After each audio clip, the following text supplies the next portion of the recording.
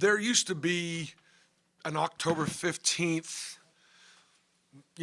midnight madness start to the basketball season.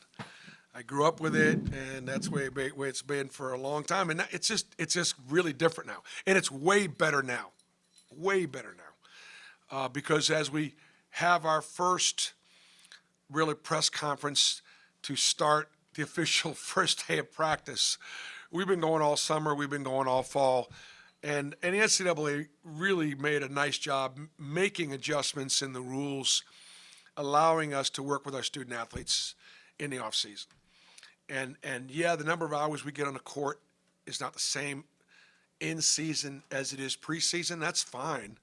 Part of that was a reaction to European basketball absolutely beginning to, and they still have, but made huge impact in the NBA and the guys getting drafted, because our college players were not able to be trained like pros, like they were able to train them overseas.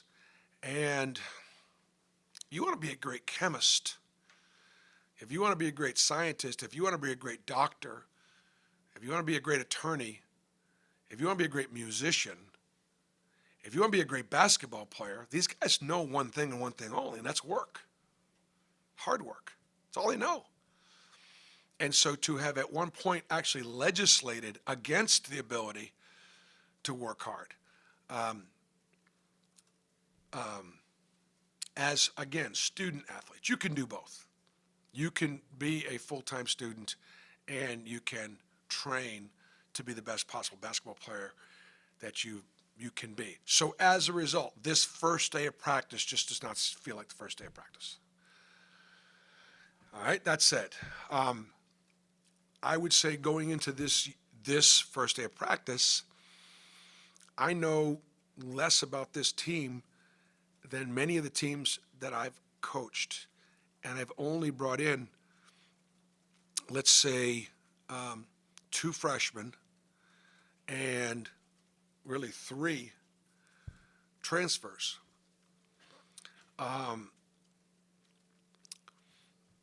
The combination of NIL and transfer portal in the Power 5 conferences, you're looking at almost 4 to 5 guys transferring per year per team.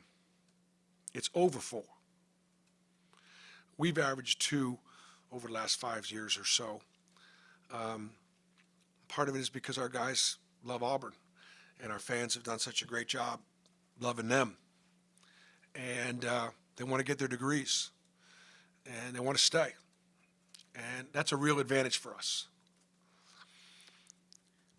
But I have several guys that are returning. They're going to be playing different positions. For example, Denver Jones is going to play 1 and 2.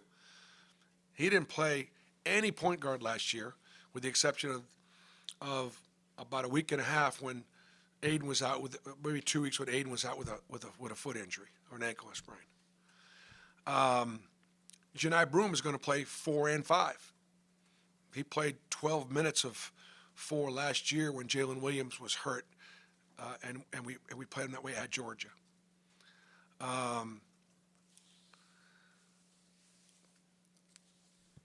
Tahad Pettifor was a guy that was absolutely going to come in, and I was only going to play him off the ball. And through his own personal development,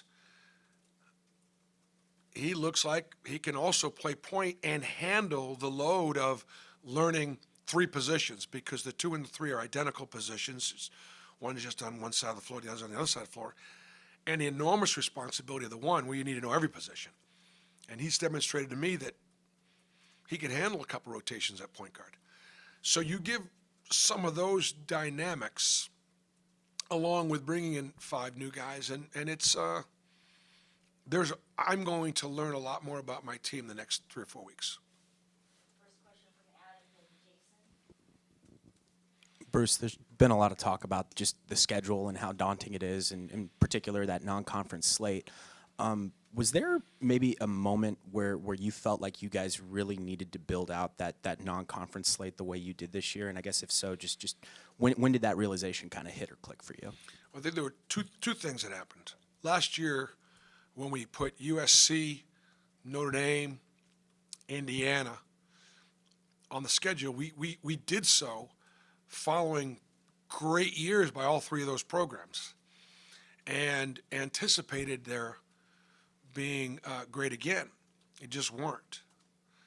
And so if it wasn't for our record, the margins of our victory and some of the analytics, we weren't going to have enough quad one wins to really be better than a 5 seed. That was one factor, just a recognition of the importance of that non-conference schedule. I think the second and probably the more impactful reason as to why we scheduled this way is if we've been ranked in the top 10 at one point 6 out of the last 7 years, at one point, whether we are or whether we aren't, we're trying to act like we're one. And one of the ways you can act like one is to try to schedule there. So I don't know if we can recruit like a top 10 program. I don't know if we can finish like a top 10 program.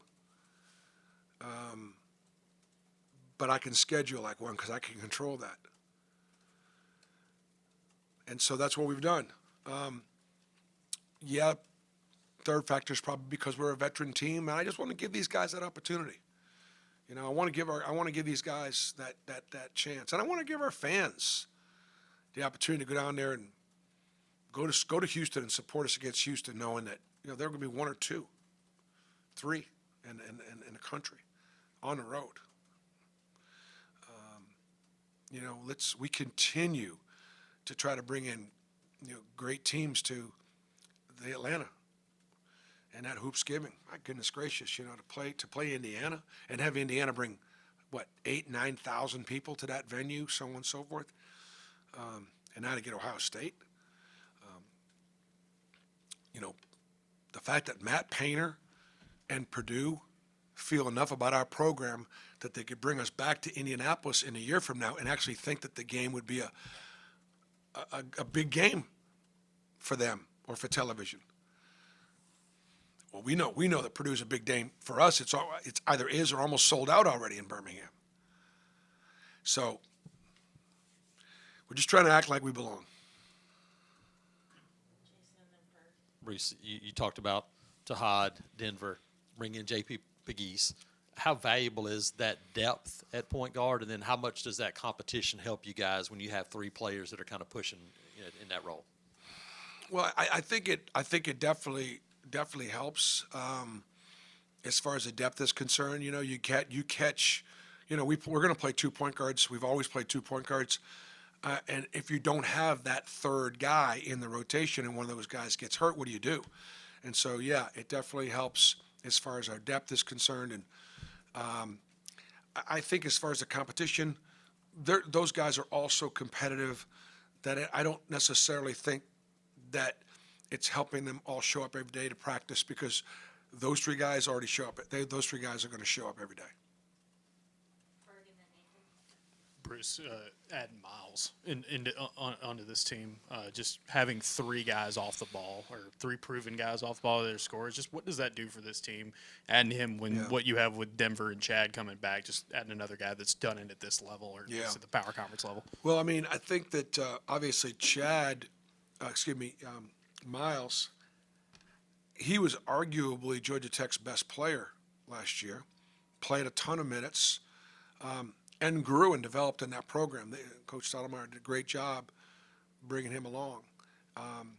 And having to play him 32-plus minutes, and now he's going to come here, and the way we play, playing 10 guys double-digit minutes, he won't play 32 minutes every night. So therefore, he's going to be able to play and affect the game in more ways. He'll be able to affect the game with his length defensively. He's going to be, and he's really improved in that area. He's going to affect the game, hopefully, by getting downhill and scoring more at the rim. He obviously is demonstrated to be a great three-point shooter with great range. And so, you know, so much of how much better we are with those guys out there, I probably won't know till Florida Atlantic on November 1st, Furman, at Furman on October.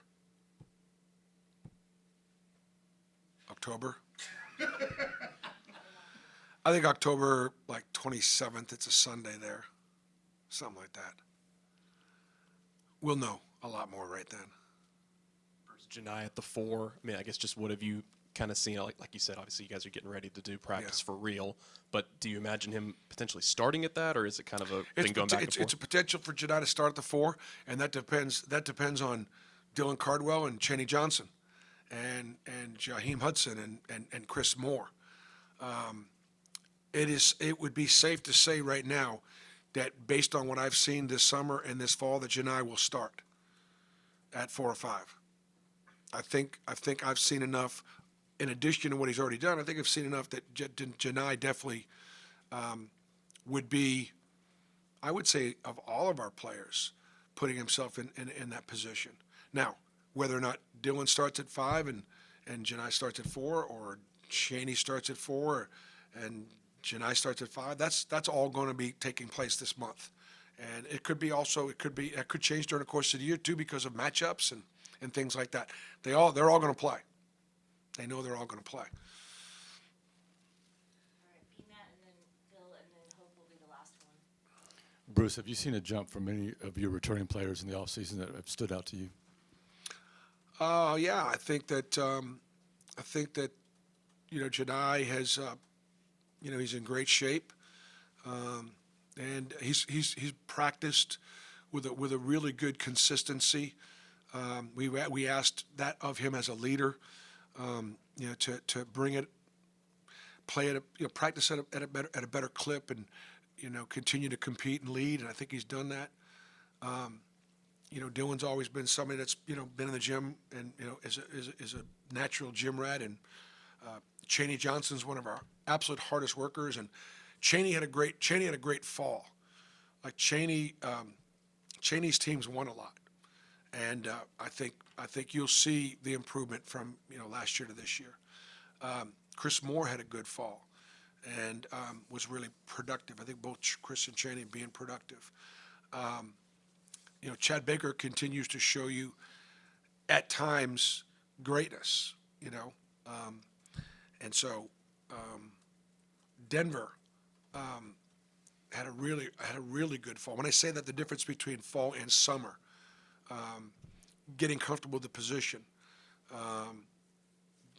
You can't sleep on Denver. He's getting downhill scoring. He has been our most consistent defensive guard from a standpoint of pretty much bringing it every day. So I mean, I think they've all improved from truly from the summer. Because when I say summer, we were here in June and July. They got 3 weeks in August off, and then we came back, and even all the new guys, all the returning, all the kids that were here this summer, Miles and JP, Tahad, and Shakai, and Yaheem, all got better.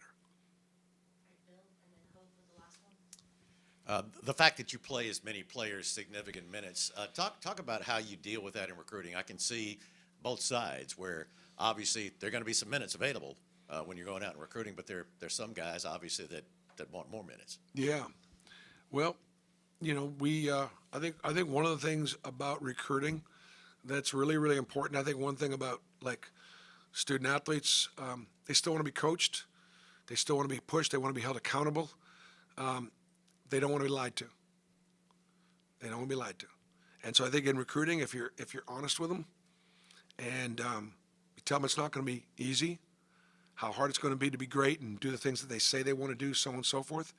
But they also understand that if they come to Auburn, I use Jabari Smith as a great example. Jabari averaged 28 minutes a game.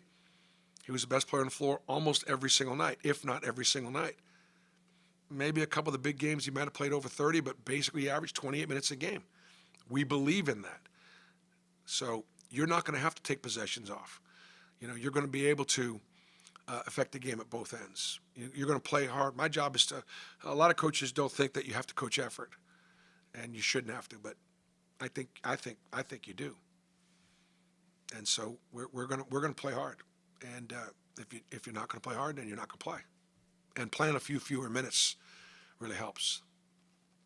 BP, I was going to ask you defensively, how have the new guys adjusted to your expectations on playing defense? Yeah, I tell you, the one thing that I would say is, practices are difficult. We're hard to score on in practice. We are. We've got great size at the rim. We've got great athleticism. It's tough to finish around the rim against us. We've got to continue to work on defending without fouling. We've got to continue to be physical without fouling. Fouling are errors. And we're trying to do that. And so one of the reasons why I can't get a gauge on where we are is we're having a hard time scoring with a good percentage against ourselves. Now, does that mean we're way behind offensively and we're not ready for prime time? Or does that mean we're really good defensively? I can't tell you yet until we play some other people. The biggest difference between, especially is the new guys. Returning guys have got a real advantage because of the way we guard. They know how we guard, and we can shell it and we can drill it. The other guys are getting caught up.